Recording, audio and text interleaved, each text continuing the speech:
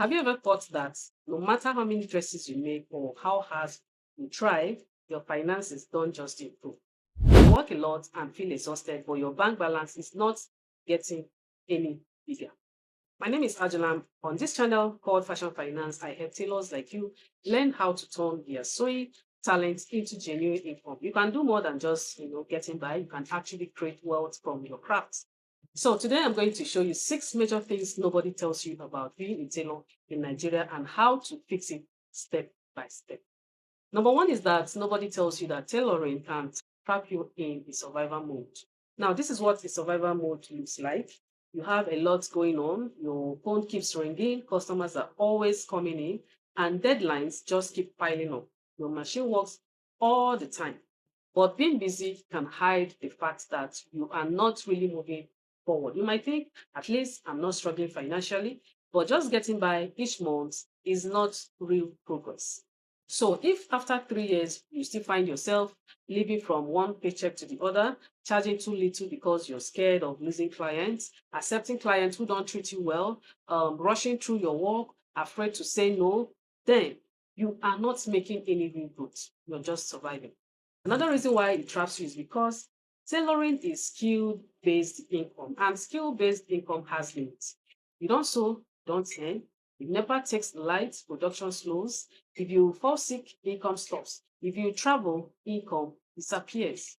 So your entire financial life depends on your hands, your eyes, and your back. That is fragile, and most beginners never realize it.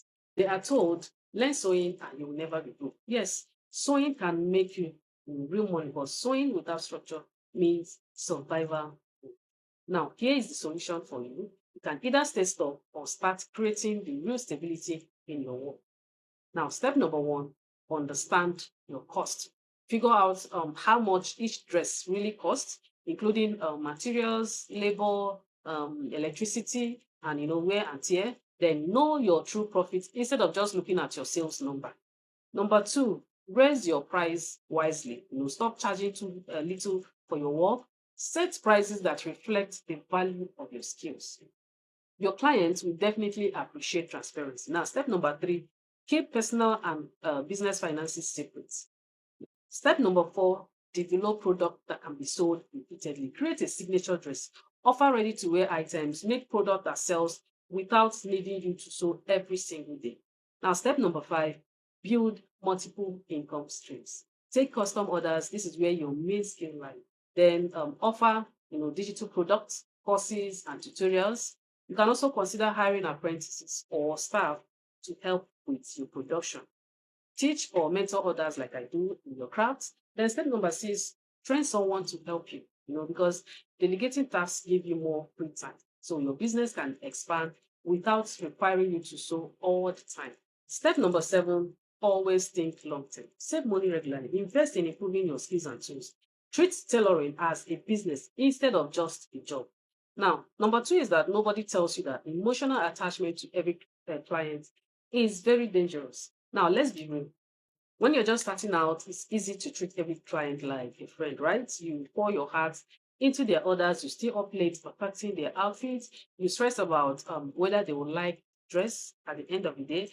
But here's the real issue. When you get too emotionally attached to each client, you begin to make choices that are not based on logic or what's best for your business. Instead, you start to act, out of fear, guilt, or desire for approval. This can be very risky. So when a client is late with payments, complaints, or nitpicks, something very minor, it can feel very personal. Suddenly, your day turns evil, takes a turn for the worse. Your confidence slips away, your energy fades, and you find yourself overworking, charging less than you should. So that is a big trap. Caring too much can quietly drain your profits, waste your time, and diminish your passion for sewing. Now, let me share this solution with you. Pay very close attention as this will transform your business and your life. Number one, establish clear boundaries. Be very professional about deadlines, revisions, and pricing. Clearly communicate what you can and what you cannot do from the beginning. Now, step number two, value your time.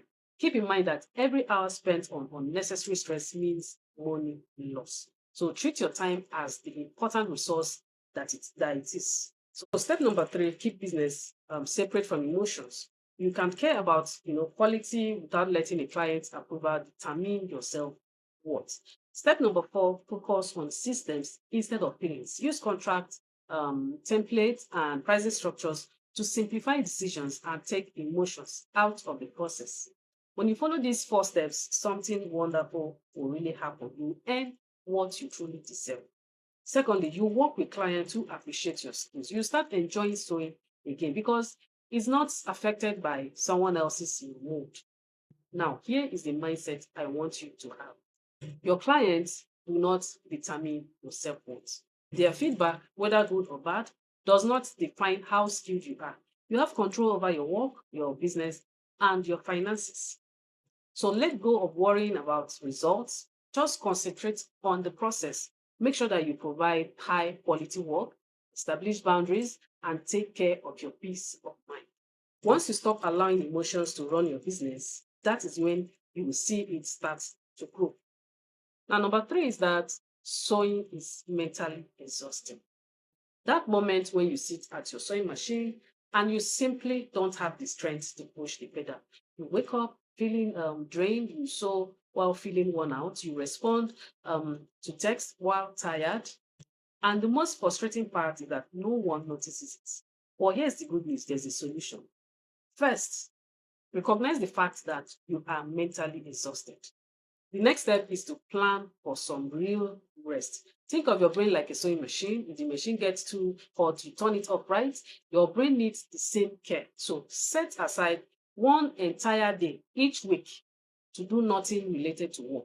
No sewing, no orders, and no planning. Just take your time to relax. If you can't manage a whole day, even 2 to 3 hours of focused rest each day can make a big difference. So do your best to minimize working with emotional clients. Some clients take up more of your energy than what they pay you. So make sure to set fair prices, avoid accepting every order, and try to filter out clients who frequently complain or are slow to pay up.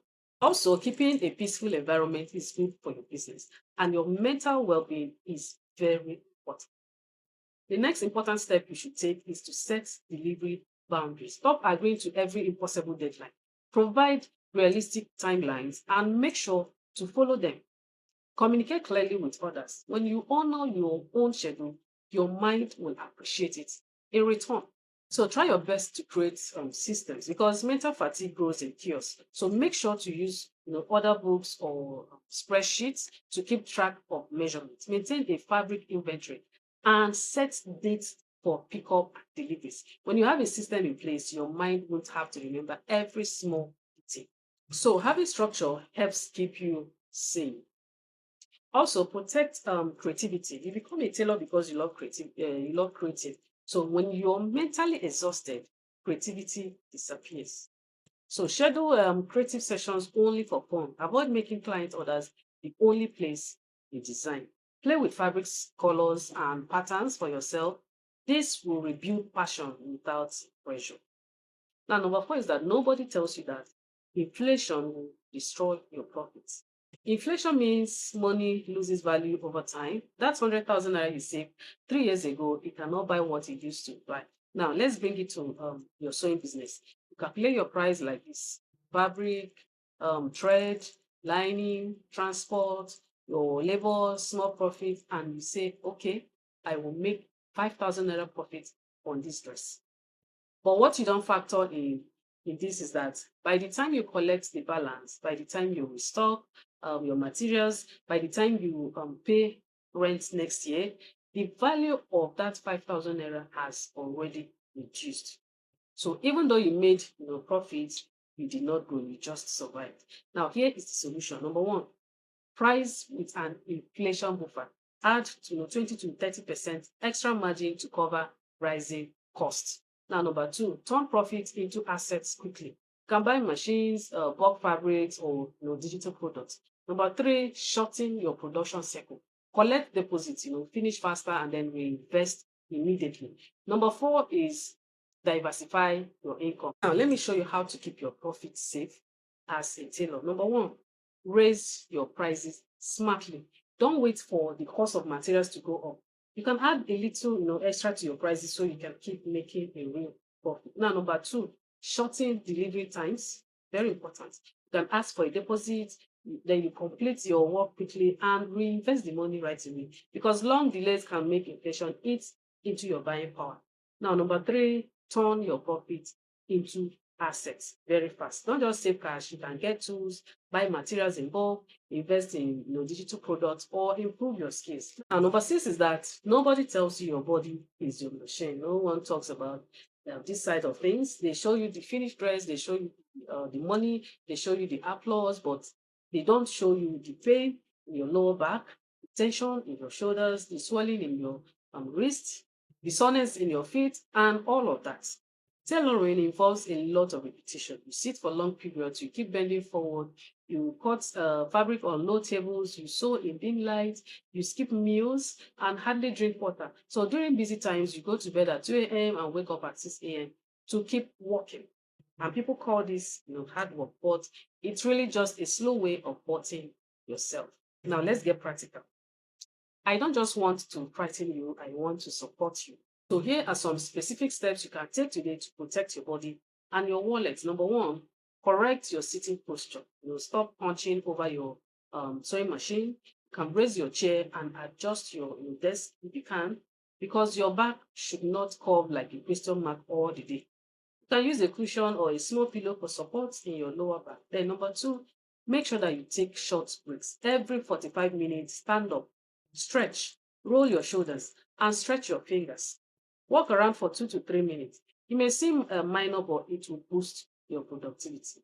Now, the next one is that you need to improve your lighting, because bad lighting can harm your eyes over the time. So invest in bright white light and position it to avoid glare. Your future self will appreciate it. Then number four, which is very important, stay hydrated. Not drinking enough water leads to tiredness. So keep a water bottle near you while working. You can take small sips regularly, 2 to 3 sips every 20 to 30 minutes, even when you're busy. Now, number five, build your strength. You don't need a gym for this. Just spend 15 to 20 minutes doing stretching, light exercises, strengthening your back. You can do this 3 to 4 times each week to help protect your joints and improve your posture. Then, the most important one, don't skip your meals. Eating small, balanced meals help keep your energy up. Include protein, carbs, and veggies, not just snacks. Your body needs proper fuel to create great work. Now, number seven, use helpers and systems. Don't just try to manage everything on your own. Train an assistant or enlist help when needed.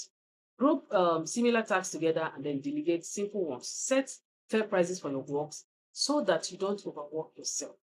And now, the last one, pay attention to your body. Pay attention to your body. Pain is a signal, not something to be proud of. Feeling sore doesn't mean you're dedicated. Resting is not laziness, it's important. Your body is like a machine, it deserves proper care.